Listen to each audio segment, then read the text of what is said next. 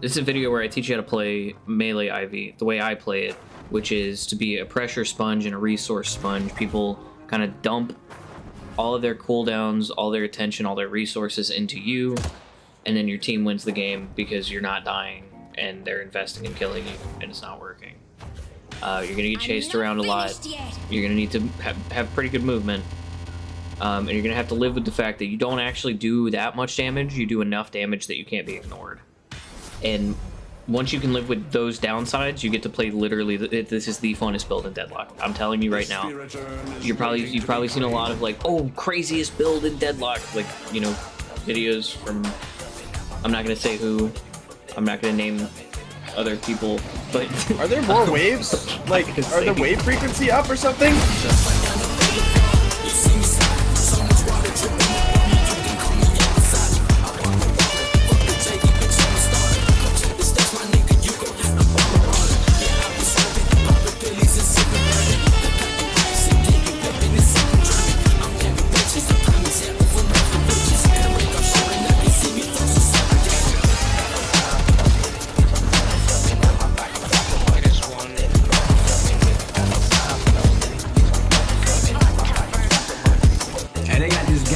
For people who smoke or people who drink, like if you drink beer and you get drunk, or if you smoke weed and you get high, and you just anything, like if you just be getting fucked up, they got this game, right? Oh no, hey, watch this shit. It's about this little guy in a suit, and he just walk around jumping shit. But the funny part about it, you can be like all right, check this out. Look at this. Look at this. I've got 3 people chasing me, right? 3 of my teammates are pushing yellow, and the other 2 are picking off the Vindicta. I've just drawn so much pressure here, and so even though I'm gonna die, right, because I'm just out of tricks at this point, I drew enough pressure by just being annoying and playing like a weirdo that my team was actually kind of able to just close out the game off of it, right? We actually, once I'm up, we go to the enemy base and we just kill it, because they just completely threw the game chasing me. That said, at the start of the game, you are not hard to kill. Every IV, no matter what build you're doing, you are like a newborn baby. You zip into lane, fresh out of your mama, with 525 health and a squishy Thumnail. And from there, your job is mostly just to not die and to get to whatever power spike you're trying to get to as safely as possible. Yeah. Yeah, it's the tempo item. I can't afford to leave this, because he would just push up to the fucking walker now. What did you just, what, I'm sorry, what did I just see you do? Yeah, okay, listen, wait! Melee Ivy hits her power spike at around 3,500 souls, because that's when you can get your second point in stone form. And if you've built correctly, you have duration extender by that time, and that's when you have your stone form heavy melee combo. This can also be how you finish an ult combo. You airdrop, then kudzu, then stone form immediately, then you throw your punch, and if you already have the first upgrade in your ult, you get 20% bullet resist cut, which also affects your punch, and it can be a really nasty one-shot combo. So how do we use that? If you don't know how creep sharing works, before 8 minutes, you and your duo laner both get the full value of every minion duplicated between you, right? So just by having 2 people there, you're getting twice as many souls for your team. So before 8 minutes, you're going to get your duration extender and use your ult and your stone form kind of just in lane, and don't really worry about ganking until 8 minutes. There's exceptions and judgment calls, but that's kind of beyond the scope of this video. It would take too long.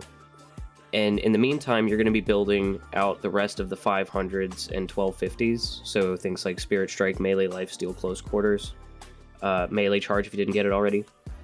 And then at 8 minutes, you start just spam ganking the other lanes. If you've played a jungler in League of Legends, that's kind of what you look like after 8 minutes. You're just clearing camps while you wait for good gank opportunities. Once an opportunity is available, you ult, go in, do your combo. That's airdrop, kudzu, stone form immediately, and then punch. And for God's sake, buffer the punch. Let me explain what buffering the punch means. When we land our stone form, we get a stun that lasts for a period of time after the stone form has finished, and we can perform actions during this time. Because of this, you might think that the best time to press Q is right after the stone form finishes. This gives us plenty of time to complete our heavy melee animation and land the punch before our opponent has time to parry. This type of punch is known as sequencing, and it doesn't work because information cannot travel faster than the speed of light. If it could, it would be theoretically identical to time travel and would break causality and destroy the universe. When you press Q, the input has to travel to the server, which is not in the same place as you. Let's say it takes 80 milliseconds for the packets carrying your punch to reach the server. This will delay your punch by 80 milliseconds. Then, instead of landing a punch, you will land on your ass because you got parried. What we'll do instead is buffer the punch by holding our melee button down during our stone form. That way, the server has already had time to receive our inputs, and it already knows that we want to punch as soon as our stone form is finished. Abrams also works this way.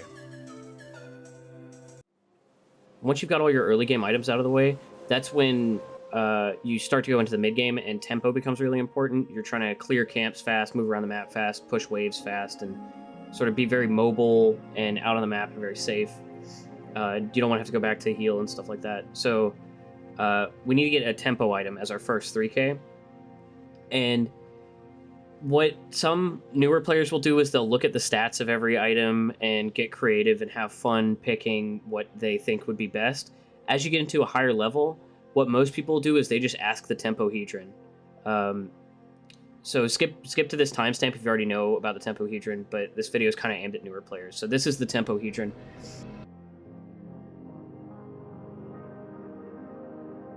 It was unearthed by archaeologists in the Sahara a couple patches ago, and it's got a bunch of tempo items on it, and you just kind of ask it a question. Don't try to roll it. Like it's not like a dice. It's a it's a regular polyhedron, but it's for a different reason. But you just kind of ask it. Here, I'll just show you. Tempohedron, what item should I get as my first 3K? يقول عنتر بن شداد للنفوس وللطير اللحوم وللوحش العظام وللخيالة السلم ولآيفي فورتيتود.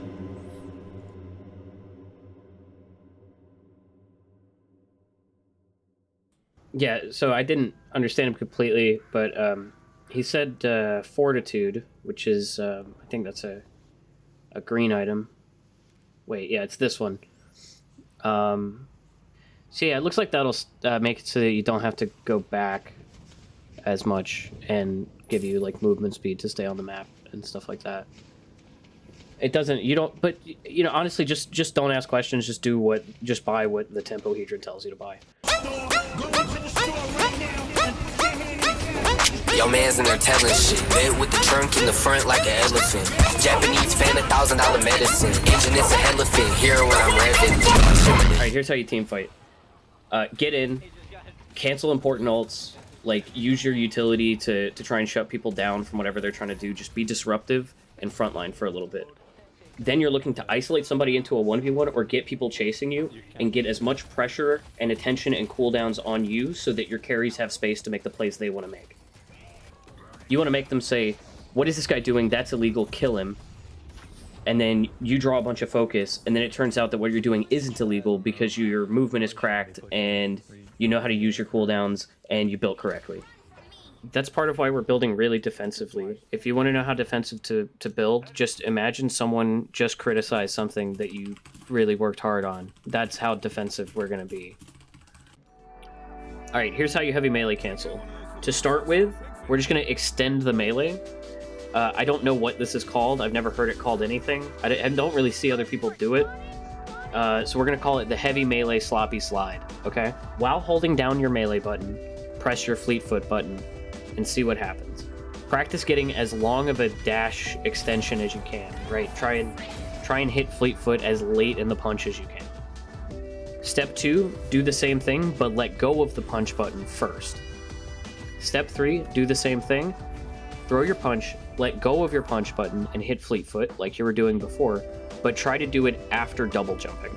Step 4, try to do it off of a single jump, and try to look about 20 degrees above the horizon just to extend it a little bit further, because you punch in the direction that you're looking. So if you angle up a little bit, you get to go further. Step 5, try to slide out of it. Do it on the ground without jumping, and then try to, as soon as you hit fleet foot, hit control immediately after, and just slide with it. And that's how you melee cancel. Congratulations, you know how to do it. One more thing I want to show you. When you go to Phantom Strike somebody, you see how there's this channel time at the beginning? You can cast Stone Form during that, and it will go off at your destination. Don't wait until you're done channeling Phantom Strike to Stone Form. Phantom Strike, and then Stone Form immediately after. So this is the build. So usually what I'll do is I'll pick up 2 500s. Those are the first 2 things I get, depending on what lane I'm in. But if you don't want to think about it, extra regen, extra health is safe. Extra health monster rounds is safe. Then I save for melee charge, and then duration extender, if you build this way, will time out with your second point in stone form, so you hit that power spike all at once, and it's not staggered. And the reason why you want melee charge is when you stone form somebody, if they're far enough away, they'll have time to parry before you get to them. Melee charge just means that you get to them faster. And then it also gives you more ammo in lane. After that, I am just building out these items. Having melee charge early means that we can get Fleetfoot and have our HMCs online instantly. And I just keep building these. Sometimes I'll get Berserkers, sometimes I'll just hang on to monster rounds. And then I save up for Fortitude. Usually Spirit Armor is the first of these that I get. We're trying not to build these because we want to save up for Echo Shard. We just want to be all over the map farming to get our Echo Shard. Debuff Remover is your 3rd active. And then your 4th active is going to be either Colossus or Phantom Strike. Colossus makes you a better fighter, but Phantom Strike makes you better at like getting on top of people in team fights. Usually I will get Phantom Strike every game because I'm pretty good at using it. If you aren't comfortable with this item, then just get it when there's like, you know, people that you need to take out of the air in team fights. That's pretty much it. The rest of it you can figure out. It's Cyrus's Melee Ivy, build ID 211. Build ID will be in the description. I want to finish off with some real testimonials from real Melee Ivy players. And these are not actors. Low key, I probably would have stopped playing Deadlock if it wasn't for first your videos on Melee Ivy and then actually playing her. Really? It was so much fun. I'm gonna put that over some like sentimental music, okay? I haven't actually been able to play Wraith or anything since playing Melee Ivy. Like, I can't go back to my main. It's really weird. I don't know how to aim anymore. Can you make that sound a little more uplifting? Uplifting? Yeah, because there's going to be sentimental music under this. I don't do like... I don't do uplifting. Sorry. This build is absolutely terrible in every way, but that feeling that you get when you see an orange and green bar after the game under your name, it just can't be beat. Even through the vast seas of red in my match history, I can look at my teammates and say, objective damage, L. Thank you. Thank you so much. Father, thou art in heaven, I have sinned. I've walked irresponsibly. Okay. It's like an addiction. It's like drugs in my veins. I can't stop. I don't know how to stop. I don't know who I was before I started. Right. Can you elaborate on that? It's like, it's addicting. The way that you just hold Q and the enemies throw themselves at you, and then they type in alt chat the paragraphs, and it's like the best feeling in the world. There's nothing that can outmatch it. Nothing in any video game. That's perfect. And Fuck is that? yeah, so that's how I mark on 6. That's how I play the game. Sometimes when big team fights happen, they break my headphones and the audio starts crackling, and I feel like I'm being dragged to hell. Yeah, so here's the thing. Here's the funny thing. I have to either look at the ground or look toward walls when I'm playing in lane. So, Can I ask sort of like how does Melee Ivy sort of help you with this conundrum? It's like it activates something primal in my brain, and I don't have to think as hard. And you're an Archon with this? I'm Archon 6. You're Archon Yeah. 6 with playing it fucking I got 320 by 240 in a little window. I got to Oracle one time, and then I instantly did. That's really sad. Oh my god, I'm gonna throw up. The tanky build? Is that what you mean? Is that what I mean? Nah, like the build you're using right now.